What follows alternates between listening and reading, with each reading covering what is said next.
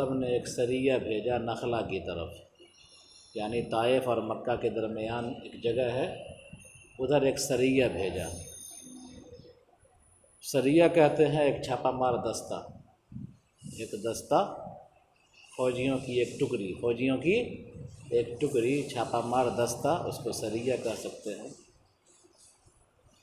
اس میں افراد محدود ہوتے ہیں، کم تعداد ہوتی ہے ان کی، تو کم تعداد کی جو ٹکڑی ہوتی ہے، فوجی ٹکڑی کہیے یا چھاپا مار دستہ کہیے، تو اس کو سریہ کہا جاتا ہے۔ اور اس سے جو بڑی تعداد ہوتی ہے وہ جند کہلاتا ہے نا، لشکر ہے نا۔ شریعت کے تاریخ کے اعتبار سے، تاریخ اسلامی کے اعتبار سے سریہ کا لفظ استعمال ہوتا ہے اور غزوے کا لفظ استعمال ہوتا ہے نا۔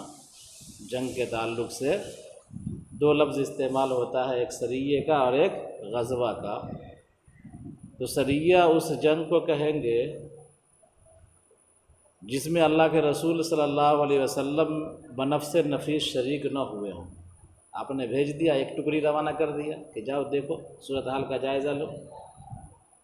اور غزوہ کہیں گے اس جنگ کو جس میں حضور صلی اللہ علیہ وسلم بنفس نفیس شریک ہے، جیسے کہ غزوہ بدر، غزوہ احد، غزوہ خندق، غزوہ تبوک ہے نا، غزوہ موتا، کیا ہے غزوہ بنو قریظہ ہے نا۔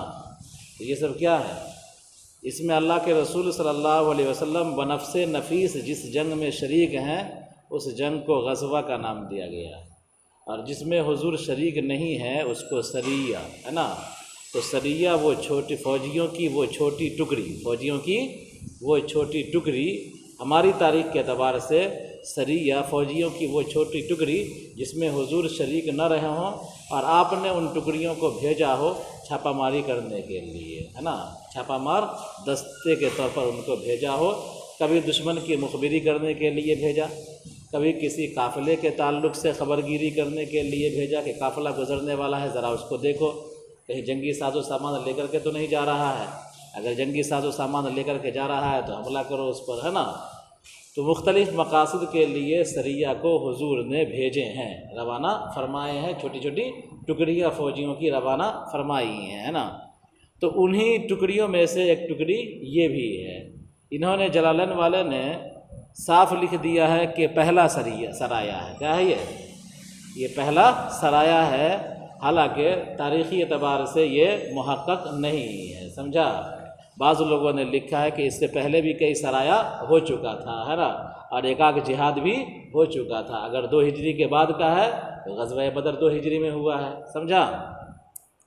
بہرحال تو انہوں نے کہا ہے تو ان کی بات مان کر کے اور اسی اعتبار سے تشریح کیجئے کہ اللہ کے رسول صلی اللہ علیہ وسلم نے پہلا سرایہ بھیجا، سمجھا، پہلا سرایہ بھیجا، پہلا سریہ بھیجا، اور ان پر امیر بنا دیا عبداللہ ابن جہش کو، یہ صحابی تھے۔ فقاتلوا المشرکین، چنانچہ اس چھاپا مار ٹکڑی جو تھی یا یہ فوجی جو دستہ تھا، یہ چھوٹی ٹکڑی جو فوجیوں کی تھی، یہ روانہ ہوئے، پہنچے نخلا میں۔ وہاں قریش کے قافلے گزر رہے تھے، قریش کا ایک قافلہ گزر رہا تھا، مختصر قافلہ تھا، 4-5 آدمی کا قافلہ تھا۔ اس میں ایک شخص تھا عمرو بن عبداللہ الحضرمی، کیا تھا؟ عمرو بن عبداللہ الحضرمی تھا۔ تو صحابہ کرام کی جو ٹکڑی تھی انہوں نے اس قافلے پر حملہ کر دیا، اور حملہ کرنے کے بعد عبداللہ الحضرمی کو کیا کر دیا؟ قتل کر دیا، سمجھا۔ یہ حضرمی ان کے نام کے ساتھ لگا ہوا ہے اس لیے کہ یہ حضرموت کے رہنے والے تھے ہے نا۔ بہرحال یہ جو جس دن یہ واقعہ پیش آیا تھا وہ جمادی الاخری کی آخری تاریخ تھی، کیا تھی؟ جمادی الاخری کی آخری تاریخ تھی، کل کو رجب ہے، سمجھا۔ اب قریش نے، یہودیوں نے پروپیگنڈا شروع کر دیا کہ دیکھو مسلمانوں کا کہ یہ لوگ اشہر حرم کا احترام نہیں کرتے ہیں، ہمارے آدمیوں کو اشہر حرم میں مار دیا ہے، رجب شروع ہو گیا ہے اور مار دیا ہے، سمجھا۔ حالانکہ جس دن مارا گیا تھا وہ کون سا دن تھا؟ جمادی الاخر کا آخری دن تھا، ہے نا، یعنی مان لیجئے کہ اگر 29 کا مہینہ رہا تو 29واں دن تھا، سمجھا، اگر 30 کا رہا تو 30واں، سمجھا، تو آخری دن تھا اس مہینے کا۔ لیکن پروپیگنڈا اتنا شدید ہوا کہ مسلمان اشہر حرم کا احترام نہیں کرتے ہیں، اور مسلمانوں نے ایک دن بڑھا کر کے بولنا شروع کر دیا کہ مسلمانوں نے قتل کر دیا کس کو؟ عبداللہ الحضرمی کو قتل کر دیا، کب؟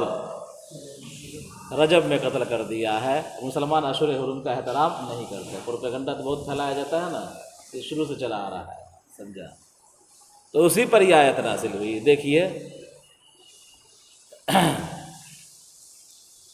وارسل النبی صلی اللہ علیہ وسلم، اللہ کے رسول صلی اللہ علیہ وسلم نے ایک سریہ بھیجا، اللہ کے رسول صلی اللہ علیہ وسلم نے ایک سریہ بھیجا۔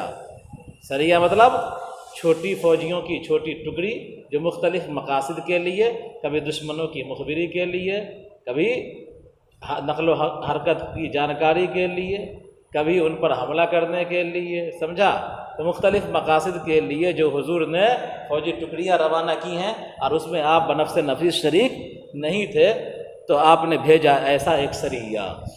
وَأَمَّرَ عَلَيْهَا عبداللہ ابن جحش، اور اس پر امیر بنا دیا عبداللہ ابن جحش کو۔ فَقَاتَلُوا الْمُشْرِكِينَ، چنانچہ انہوں نے مشرکین سے قتال کر لیا، ہے نا، جنگ کر لیا۔ وَقَتَلُوا ابن الحضرمی، اور ابن حضرمی کو قتل کر دیا۔ عمرو نام تھا، اس کے باپ کا نام عبداللہ تھا، ہے نا، لکھا ہوا ہے حاشیے میں، ابن حضرمی کو قتل کر دیا۔ عمر بن عبداللہ الحضرمی کو قتل کر دیا۔ کب؟ فی آخر یوم من جمادی الاخرہ، کہ جمادی الاخرہ کے آخری دن میں، جمادی الاخرہ کے آخری دن میں کیا کر دیا؟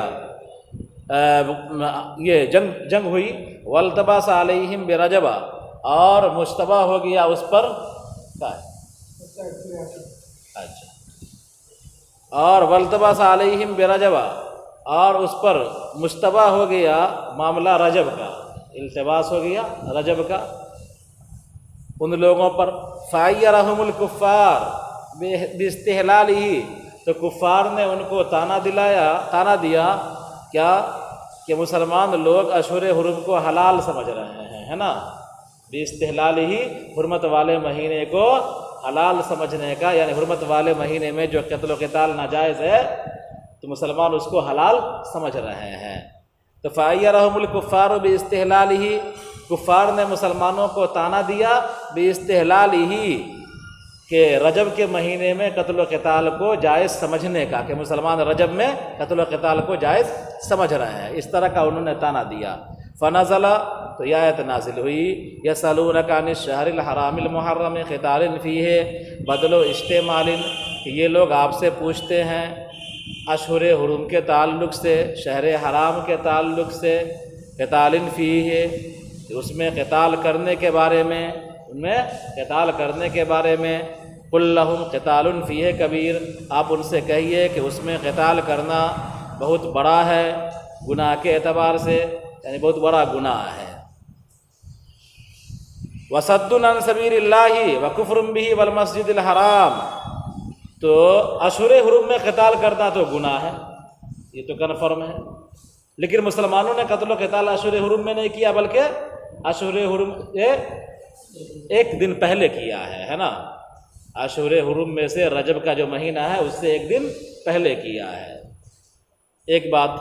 دوسری بات کہ اس سے بھی سنگین جرائم ہیں جن کا کفار اور مشرکین خود ارتکاب کرتے ہیں، ہے نا، یہ تو ایک معمولی جرم ہے کہ اشہر حرم کی بالفرض والمحال اگر مسلمانوں نے قتل و قتال کیا اشہر حرم میں تو ایک معمولی جرم ہے، اس کے مقابلے میں جو کفار کے جرائم ہیں وہ اور بھی زیادہ سنگین ہیں۔ مثال کے طور پر صد عن سبیل اللہ، اللہ کے راستے سے روکنا، دین سے روکنا، وکفر بہ، اللہ کا انکار کرنا، والمسجد الحرام، مسجد حرام سے روکنا، واخراج اہلہ، مسجد حرام کے باشندے کو، مکہ والوں کو مکہ سے نکالنا، اور اللہ کے نبی کو اس کے شہر سے نکالنا، اکبر عند اللہ، یہ اللہ کے نزدیک بہت سنگین جرم ہے، بہت بڑا سنگین جرم ہے۔ تو اشہر حرم میں قتال کرنا تو مان لیا کہ جرم ہے، بالفرض والمحال اگر مسلمانوں نے یہ جرم کیا، حالانکہ کیا نہیں ہے، ایک دن پہلے قتل ہوا ہے نا، لیکن بالفرض مان بھی لیا جائے کہ مسلمانوں نے یہ جرم کیا ہے، دیکھ معمولی جرم ہے، لیکن کفار کے جو جرائم ہیں وہ تو زیادہ سنگین ہے، سمجھا؟ لہذا یہ مسلمانوں کو دوسرے والے کون ہوتے ہیں؟ چنی دوسرے سوت کو۔ اکبر و اعظم عند اللہ، کہ اللہ کے راستے سے روکنا، اللہ کے کا انکار کرنا، مسجد حرام سے روکنا اور مکہ والوں کو مکہ سے نکالنا، یہ زیادہ بڑا گناہ ہے اللہ کے نزدیک۔ کس سے زیادہ بڑا گناہ ہے؟ اشہر حرم میں قتال کرنے کے مقابلے میں یہ جرائم کیا ہیں؟ زیادہ سنگین ہیں۔ والفتنۃ اکبر من القتل، اور تمہارا فتنہ پھیلانا اشہر حرم میں قتل کرنے سے زیادہ سنگین ہے۔ تمہارا شرک کرنا اللہ کی ذات میں، اللہ کی صفات میں، اور شرک پر لوگوں کو مجبور کرنا، ایمان والوں کو ایمان لانے سے روکنا، یہ تمہارا فتنہ جو ہے یہ کیا ہے؟ اشہر حرم میں قتال کرنے سے زیادہ سنگین جرم ہے۔ والفتنۃ اکبر من القتل۔